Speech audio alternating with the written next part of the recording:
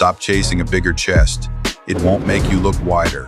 One muscle most guys completely miss is the real reason your frame looks flat and blocky instead of wide. And the last fix I show you, it matters most. Here's why you're stuck. You train hard, you eat clean, but you've been building the muscles you can see in the mirror. Chest, arms, abs, while ignoring the one muscle that actually makes you look wide. I've studied physique aesthetics for years, and it always comes down to this. Fix 4 things plus one that matters even more, and your V-taper finally appears. So here's the model. Think of your V-taper like a lock with 4 hidden pins.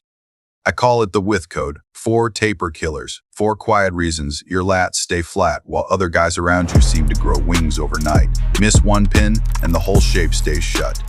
Open all 4 and your back flares out low and wide. Then we add the 5th key, the one that matters most. Let's break in. Taper killer number 1. You're building thickness, not width. Watch what most guys do on back day. Rows. Then more rows. Cable rows. Dumbbell rows. Barbell rows. Rows are great, but they thicken the middle of your back, the part nobody sees from the front. Width doesn't come from pulling towards your stomach. It comes from pulling down from above. Here's the cost. You spend months growing a thick back that makes you look bigger from the side and flat from the front. That's the opposite of a taper. The fix is simple. Make a vertical pull your first movement every back day. Pull-ups or a lat pull-down with a grip just wider than your shoulders. Pull the bar to your collarbone, not your chin. Do this before any row when you're freshest and strongest. The payoff? You start building the outer sweep, the width that makes your shoulders look like they belong to a bigger man. But width is useless if you can't feel it working. Which brings us to a mistake that's quietly bigger. Taper killer number 2. And this one's bigger. Your arms are stealing the work. You set up for pull downs, you pull, and you feel it all in your biceps and forearms. Your lats barely fire. Here's why that's barely fire. Here's why that's brutal. The lats are the single biggest muscle in your upper body and the main driver of width. If your arms do the lifting, your lats stay asleep, and an asleep muscle never grows, so months of pulling and nothing widens. The fix is a mindset shift, not a new exercise. Stop thinking about pulling with your hands. Think about driving your elbows down and back, towards your back pockets. Your hands are just hooks. Squeeze your lat at the bottom like you're trying to crack a walnut in your armpit. Slow the reps down. Lighter weight, better contact, more growth. The payoff is that every rep finally lands where you want it. You'll feel your lats the next morning for the first time, and once you feel them, the next killer decides how much they actually grow. Taper killer number 3 is worse, because you can train perfectly and still leave half your growth on the table. You skip the stretch. Watch guys pull down. They yank the bar to their chest and let it fly halfway back up. Half a rep. Your lat grows the most when it's fully lengthened, stretched long at the top of every pull. Cut the stretch, and you cut the growth signal in half. The fix is patience. At the top of every rep, let your arms straighten and feel your lats pull long, like a rubber band loaded to snap. Then pull. Control the way back up. 3 full seconds. Full stretch, full squeeze, every single rep. The payoff is more growth from the exact same workout. Same weight, same sets, double the stimulus. But even a perfect stretch on the wrong angle builds the wrong part of your back, and that last killer is the one that shapes your taper. Taper killer number 4, the one that actually shapes the V. You only train your upper lats. Most pulling hits the lats high, up near your armpits. That builds a back that's wide at the top and straight down the sides. No flare, no sweep.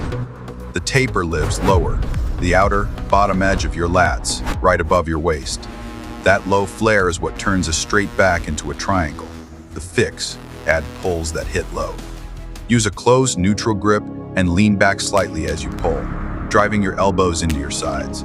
Then finish with straight arm pull downs. Arms locked, sweep the bar down to your thighs. That move isolates the lower lat like nothing else.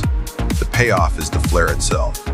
Width down low, right where it meets a tight waist, and suddenly your frame reads as a V. And that word waist is the 5th key I promised. It matters most. Here's why. So there's your 4. Nail them and your lats will grow wide. But wait, because here's the thing nobody tells you. The V-taper isn't about size. It's a ratio. Wide shoulders, wide lats, narrow waist. You can build the widest back on earth, but if your waist is thick, there's no taper, just a box. So don't blast heavy-weighted side bends that thicken your obliques. Keep your midsection lean. Width up top means nothing without a tight waist below it. Let's lock it in. Screenshot this part right now. This is your whole back day on one screen. 1. Lead with a vertical pull, not rows. 2. Drive with your elbows, not your hands, so your lats do the work. 3. Full stretch at the top, slow negative, every single rep. 4. Hit the lower lat with a close grip and straight arm pull downs to build the flare. And the ratio rule above it all, build the lats wide, keep the waist tight. That's the width code. 4 killers, 1 key. Save it, screenshot it, and take it straight to the gym. Now the mistakes that undo all of it. Stop these 5. 1. Stop going so heavy you swing the weight. Momentum trains your ego, not your lats. Mistake 2. Stop gripping the bar in a death grip. It turns your forearms on and your lats off. Use straps, feel your back. 3. Stop training back once a week. A muscle this size grows best hit twice across your week. 4. Stop chasing soreness as proof. Feeling it during the set beats aching for days after. 5. Stop ignoring your rear delts. They round out the shoulder and stretch your frame wider at the top. Fix these and the width code clicks. But knowing what to do is only half of it. The other half is what to do once this gets easy. Once the width code feels automatic, level up. Add drop sets on your last pull down. Pull heavy, then strip the weight and keep going with a slow stretch until your lats scream. Then finish with a dead hang from a bar for 30 seconds, letting your lats pull long under your body weight. That deep loaded stretch is where advanced width is built. Small tweaks on top of the basics, they turn a good back into one people notice across the room. Here's what I want you to do. If your back day was all rows until today, type one word below, wins. That's how I'll know this clicked for you. And next we fix the other half, the narrow waist. There's one mistake, quietly making your midsection look thicker than it is. Don't miss it.